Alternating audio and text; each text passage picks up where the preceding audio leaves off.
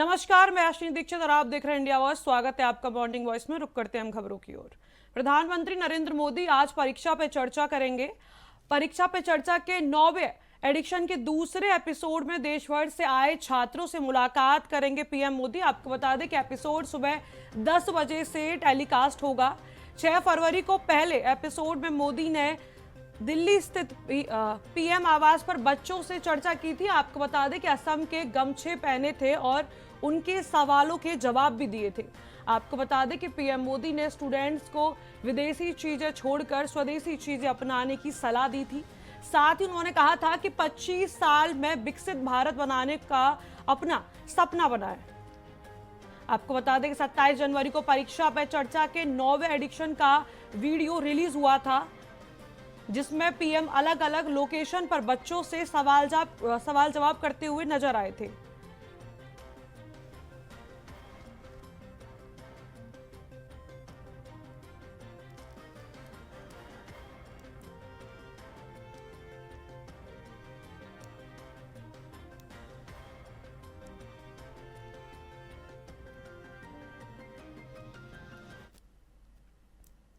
अगली खबर की ओर रुख करते हैं। उत्तर प्रदेश विधानसभा का बजट सत्र आज से शुरू होने जा रहा है। आपको बता दें कि बजट सत्र 20 फरवरी तक चलेगा। बजट सत्र की तैयारियों को आज अंतिम रूप दिया जाएगा। आपको बता दें कि बजट सत्र के पहले सत्ता और विपक्षी पार्टियों की बैठक होने वाली है। सर्वदलीय बैठक में सदन के सत्र को सुचारू रूप से चलाने पर चर्चा होगी। हालांकि विपक्षी पार्टियां एक बार फिर सरकार को घेरने की तैयारी में हैं। आपको बता दें कि शीतकालीन सत्र में के दौरान यूपी एसआईआर और स्वामी अभिमुक्तेश्वरानंद का मुद्दा खूब गरमाया था। इस बार फिर एसआईआर का मुद्दा गरमाया हुआ है। यूपी सरकार की ओर से 11 फरवरी को पेश होने वाले बजट का आकार एक बार करीब 9 करोड़ रुपए का हो सकता है। आपको बता दें कि सरकार का मुख्य ध्यान प्रदेश के विकास और आम लोगों की सुविधाओं पर रहेगा। खासतौर पर सड़क, पुल, शहरों के विकास और बुनियादी ढांचे पर बड़ा खर्च किए जाने की संभावना है। वित्तीय वर्ष 2025 से 26 में यूपी का बजट करीब 8 लाख करोड़ रुपए था, जो उससे पहले के साल में लगभग 9.8% ज्यादा था।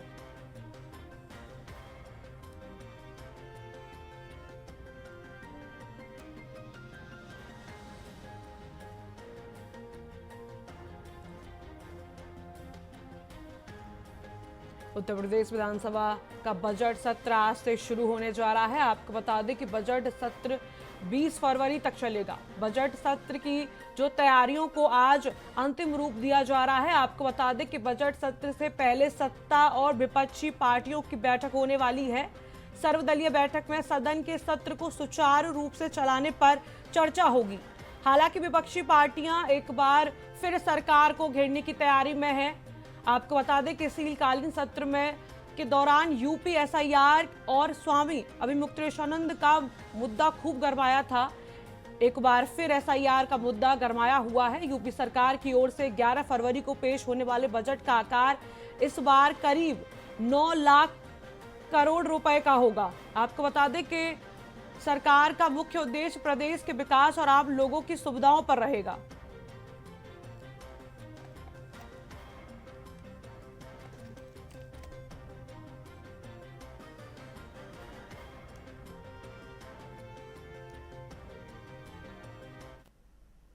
अगली खबर की ओर रुख करते हैं। गंगा एक्सप्रेसवे पर सुल्तानपुर जनौली के पास रविवार की रात पीछे से आ रही तेज रफ्तार आउट ऑफ कंट्रोल कार ने पैदल जा रहे 7 लोगों को रौंद दिया। आपको बता दें कि हादसे में एक किशोरी समेत 4 लोगों की मौत हो गई, जबकि 3 अन्य लोग घायल हो गए। आपको बता दें कि जानकारी होते ही बड़ी संख्या में लोग मौके पर एकत्रित हुए और अपर पुलिस अधीक्षक भी घटनास्थल पर पहुंचे। काफी संख्या में लोग मौके पर एकत्रित हो गए और जगतपुर डलमऊ रोड पर जाम लग गया। आपको बता दें कि जगतपुर के कौडर निवासी रिया पटेल, प्रिया पटेल, हिमांशी, शालिनी, रशीम, साधना व महिला आसमा चुली गांव में आयोजित भंडारे में शामिल होने गई थी। वहां से सभी लोग पैदल लौट रहे थे। आपको बता दें कि सुल्तानपुर जनौली के पास गंगा एक्सप्रेसवे पर पीछे से आ रही तेज रफ्तार कार ने उनको टक्कर मार दी।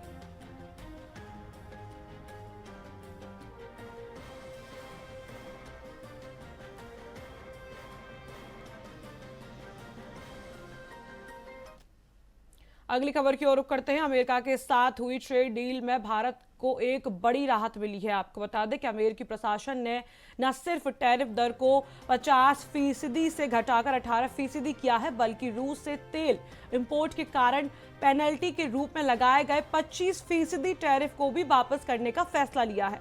आपको बता दें कि इस फैसले से भारतीय कारोबारियों को 40,000 करोड़ की राहत मिलने की उम्मीद है।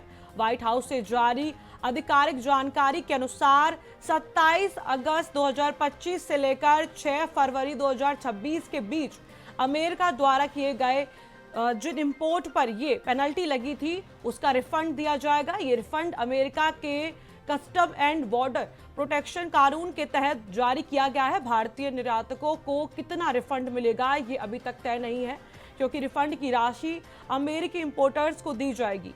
फिर वे भारतीय इंपोर्टर्स के साथ बातचीत करके इस राशि का बंटवारा करेंगे।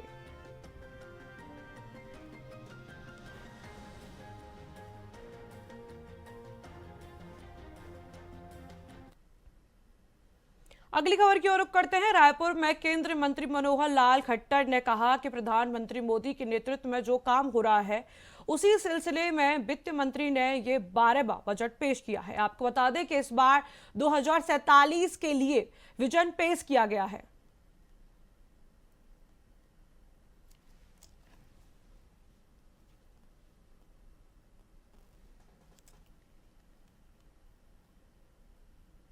आपको बता दें कि रायपुर में केंद्रीय मंत्री मनोहर लाल खट्टर ने कहा कि प्रधानमंत्री मोदी के नेतृत्व में जो काम हो रहा है उसी सिलसिले में वित्त मंत्री ने ये 12वां बजट पेश किया है। आपको बता दें कि इस बार 2047 के लिए विजन पेश किया गया है। ये तो आप ले सकते हैं। हम जानते हैं कि अपनी वर्तमान सरकार और हमारे देश के प्रधानमंत्री श्री नरेंद्र मोदी जी के नेतृत्व में पिछले 12 वर्षों से सरकार में जो लगातार काम हो रहे हैं, 9वां ये बजट स्वयं वर्तमान जो हमारी वित्त मंत्री हैं निर्मला सीतारमण जी, उन्होंने इन कंटिन्यूएशन 12वां ये बार बजट का उन्होंने भाषण दिया और उसमें हर बार निश्चित रूप से जैसे बजट में आंकड़े होते हैं वो तो थे ही, लेकिन इस बार तो एक विजन ये भी रखा गया है कि किस विजन से हमको आगे बढ़ना है। बजट के आंकड़े 1 वर्ष के लिए होते हैं, लेकिन उसमें 5 वर्ष की योजना ये बताई जाती है और विशेष तौर पर इस बार 16वां जो फाइनेंस कमीशन की रिपोर्ट थी उसको भी स्वीकार किया गया, वो 5 वर्ष के लिए होती है।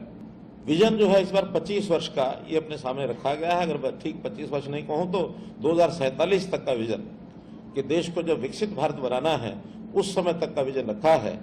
और इसमें चूंकि पहली बार कर्तव्य भवन में ये बजट तैयार हुआ, जिसको हम वित्त मंत्रालय का भवन कहते हैं, वो इस बार कर्तव्य भवन से नाम से जाना जाता है, वहीं ये बजट तैयार किया गया।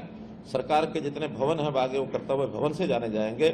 तो जैसा वित्त मंत्री जी ने भी वर्णन किया कि विशेष प्रकार के 3 कर्तव्यों को लेकर के और इस बजट की घोषणा की गई है। 3 कर्तव्यों में सबसे पहला कर्तव्य उन्होंने सामने रखा कि जो हमारी देश की आर्थिक स्थिति है, दुनिया के संदर्भ में हम आज कहाँ खड़े हैं और हमको कहाँ पहुँचना है। तो जो आर्थिक आंकड़े हैं और आर्थिक जो स्थिति होती है मजबूत, जिस देश की आर्थिक स्थिति होगी वही दुनिया में आगे बढ़ पाएगा। आज भारतवर्ष दुनिया की 4थी आर्थिक स्थिति है और बहुत शीघ्र वर्ष 2 वर्ष में ही हम जर्मनी को पीछे छोड़कर 3री आर्थिक स्थिति पर पहुंचने की अपनी योजना सोचकर चल रहे हैं। फिर उसके बाद चाइना और अमेरिका यही हमारे से आगे रहेंगे। तो दुनिया में जो ऐसे पिछले यानी कंट्रीज में, दुनिया के जो 250 देश है उसमें हम बहुत पीछे माने जाते थे, आज भारतवर्ष के अग्रणी 4-5 देशों में भारत का नाम गिना जाता है। हम और आगे कैसे बढ़े, दुनिया में अपना स्थान बने। तो एक तो आर्थिक स्थिति को लेकर के पहला विषय तो ये था, और दूसरा विषय देश के अंदर इंफ्रास्ट्रक्चर कैसे बने, हमारा उद्योग कैसे पनपे, उसमें कैसे रोजगार मिले, ये दूसरा पहलू जो सेकंड, जिसको दूसरा कर्तव्य उन्होंने कहा, इस रूप में रखा गया। और तीसरा कर्तव्य अगर उन्होंने बोला है तो वो है कि हमारे जो ऐसे डिजर्विंग ऐसे सोसाइटी के सेक्टर्स हैं, गरीब है, महिलाएं हैं, किसान हैं, युवा हैं, अथवा जो भी पिछड़ापन ऐसा माना जाता है कि कुछ वर्गों में रह गया है। अगली खबर की ओर रुख करेंगे। मलकानगिरी में कांग्रेस विधायक अवासी लखमा ने कहा कि मुझे सुप्रीम कोर्ट से अंतिम बेल मिल रही है। आपको बता दें कि आदेश में लिखा गया कि मुझे छत्तीसगढ़ और विदेश नहीं जाना है। हम कानून और संविधान का पालन करने वाले लोग हैं।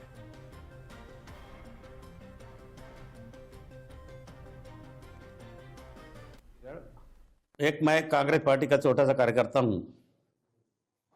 हम लोग महात्मा गांधी के रास्ता को मैं चलने वाले लोग हैं, इसलिए मेरे को सुप्रीम कोर्ट से अंतरिम बेल मिला है। उसमें आदेश में उल्लेख किया गया है कि छत्तीसगढ़ और विदेश नहीं जाना है। इसलिए हम लोग कानून को पालन करने वाले लोग हैं, संविधान को पालन करने वाले लोग हैं। इसलिए छत्तीसगढ़ से बाहर तुम्हारा पड़ोसी राज्य मेरा अच्छा लगता है उड़ीसा, इसलिए उड़ीसा में खान पान और परिवार बोली भाषा छत्तीसगढ़ से बस्तर से मिला जुलता है। इसलिए मैं यहाँ पर सीमित किया कि मैं मलकानगिरी उड़ीसा में रहूँगा। सर, ये मलकानगिरी के कांग्रेस पार्टी जो कार्यकर्ता आपको बहुत बढ़िया स्वागत किए और यहाँ रुके, तो यहाँ कितना दिन रुकेंगे? जब तक न्यायालय का आदेश तब तक होगा तब तक रहूँगा, लेकिन यह हेडक्वार्टर है, यहाँ रोज नहीं रहूँगा। तो कभी हॉस्पिटल जाना है तो हैदराबाद जाऊँगा। कल मैं दिल्ली जा रहा हूँ, थोड़ा इलाज उलाज के लिए, थोड़ा कुछ लोगों से मिलना भी है, इसलिए विशाखापट्टनम से दिल्ली रवाना। अगली खबर की ओर रुख करेंगे। सूरत में सीआईएसएफ के जवानों ने तटीय समुदाय में जागरूकता बढ़ाने के लिए 6,553 किलोमीटर की साइकिलिंग की मुहिम चलाई। आपको बता दें कि इस पर सीआईएसएफ कमांडेंट अभिषेक कुमार ने कहा कि सीआईएसएफ द्वारा एक मुहिम चलाई गई है जिसमें पूर्वी और पश्चिमी क्षेत्र से 2 साइकिलिस्टों की टीम आई है, जिसमें 50% से ज्यादा महिलाओं ने भाग लिया है। इसका फ्लैग ऑफ 28 जनवरी को किया गया था। मेरा नाम कुमार अभिषेक है, कमांडेंट सीआईएसएफ। मैं सूरत एयरपोर्ट पे पोस्टेड हूँ। सीआईएसएफ के द्वारा एक मुहिम चलाई गई है जिसमें कि पूर्वी और पश्चिमी क्षेत्र से 2 साइकिलिस्ट की टीम, जिसमें 50% से ज्यादा महिलाओं ने पार्टिसिपेट किया है, जो कि 28 जनवरी को जिसका फ्लैग ऑफ किया गया, और ईस्टर्न कोर से भक्खाली एंड पश्चिमी क्षेत्र से लखपत फोर्ट से उनका फ्लैग ऑफ हुआ है। आज 12वें दिन ये साइकिलिंग करके साइकिलिस्ट की टीम सूरत पहुंची है। यहाँ से साइकिलिस्ट की टीम कोचिन तक ट्रेवल करेगी, जो 25वें दिन उसका हमारा मुहिम का समापन होगा। इसका मोटो ये है कि सुरक्षित तट समृद्ध भारत। तट जो हमारा तटीय क्षेत्र है उनके नागरिकों को सुरक्षा के प्रति उनको जागरूक रखना, जन भागीदारिता में शामिल करना, और महिला सशक्तिकरण के बारे में, और उनको सुरक्षा में जो जितनी भी एजेंसियां लगी हुई हैं उनको कदम से कदम उनके साथ देना। फिलहाल वक्त हो चुका एक छोटे से ब्रेक का, जल्द मिलते हैं ब्रेक के बाद आप सभी का स्वागत है। रुक करते हैं खबरों की ओर। हिमाचल प्रदेश सरकार में मंत्री राजेश धर्मानी ने कहा कि सरकार की ओर से सब्सिडी खत्म करने का कोई फैसला नहीं लिया गया। आपको बता दें कि उन्होंने कहा कि हमारी सरकार ऐसा कोई फैसला नहीं लेगी जिससे हमारे गरीब तबके के और किसी भी तरीके की परेशानी का सामना करना पड़े। विपक्ष राजनीति कर रहा है। कोई निर्णय नहीं लिया, लेकिन कैबिनेट की स्पेशल बैठक बुलाई थी जिसने वित्त विभाग से कहा था कि आप पोस्ट आरडीजी जो स्थिति पैदा हुई है आरडीजी खत्म करने से, उसके बारे में प्रेजेंटेशन दी। इसके बारे में वित्त विभाग की तरफ से प्रेजेंटेशन दी गई, और क्या इसका इम्पैक्ट आने वाले समय में हिमाचल प्रदेश के ऊपर होगा, उसके बारे में जो है वहाँ पे विस्तार से चर्चा की। सर इसमें ये भी कहा गया है कि काफी आमदनी जो खराब है उसकी अगर बात करें इसमें सब्सिडी खत्म हो जाएगी, कर्मचारी को डीए जो है एरियर देने को भी काफी आगे आने वाले समय में मुश्किल यहाँ पर हो जाएगी।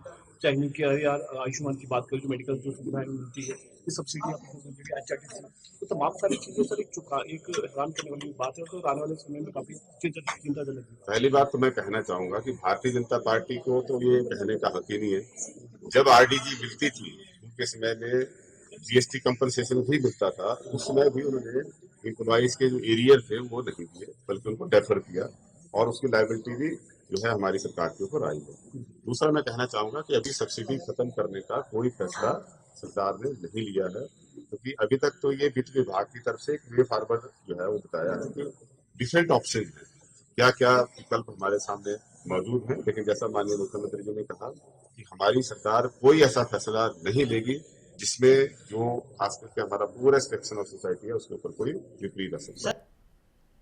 अगली खबर की ओर रुख करते हैं। विरार में ICC under 19 cricket world cup जीतने वाली टीम के कप्तान आयुष का विरार में उनके घर पहुंचने पर शानदार स्वागत किया गया। आपको बता दें कि ICC under 19 cricket world cup champion team के कप्तान आयुष ने कहा कि बहुत अच्छा लग रहा है कि हम भारत को रिप्रेजेंट कर रहे हैं और देश के लिए वर्ल्ड कप जीत रहे हैं। सबने बहुत मेहनत की, पूरी टीम बहुत लंबे समय से एक साथ है, सब एक दूसरे को स्ट्रेटजी जानते हैं, सबकी मेहनत की वजह से जीते हैं।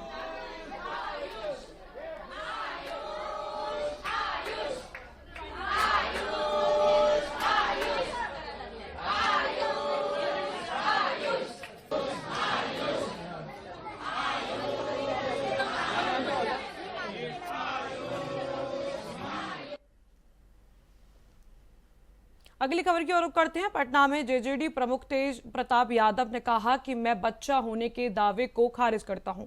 ये मुकेश रोशन और इन सभी जयचंदों की मिलीभगत से मुझे बदनाम करने की साजिश है।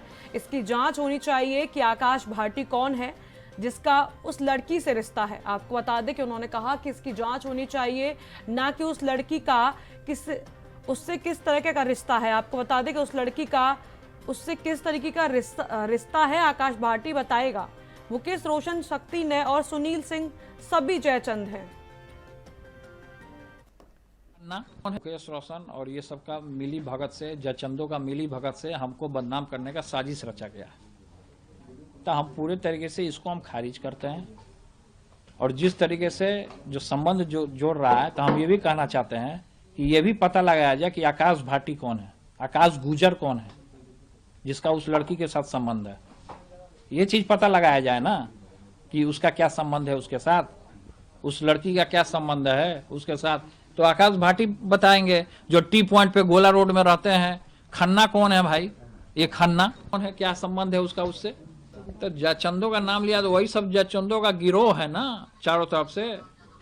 मुकेश रोशन जो जयचंद है, शक्ति सिंह जो जयचंद है, सुनील सिंह जो जयचंद है, ये सब का खेल बेल है हमको षड्यंत्र रचने का। अब ये चीज वो चीज बताया जाए कि अनुष्का यादव का और आकाश भाटी का क्या संबंध है, ये वो लोग बताएंगे ना, हम क्या बता सकते हैं इसमें। पूरा डिप्रेशन में है हम, पूरे तरीके से डिप्रेशन में। सबसे मुलाकात करेंगे हम, अपना आवेदन देंगे, कोर्ट जाएंगे हम इसके लिए। इस तरीके का किसी को भी आप किसी का भी फंसा दीजिएगा, किसी को भी थोप दीजिएगा, कल तक आपका संबंध हम बोल देंगे कि आपका संबंध है, आपका बच्चा है।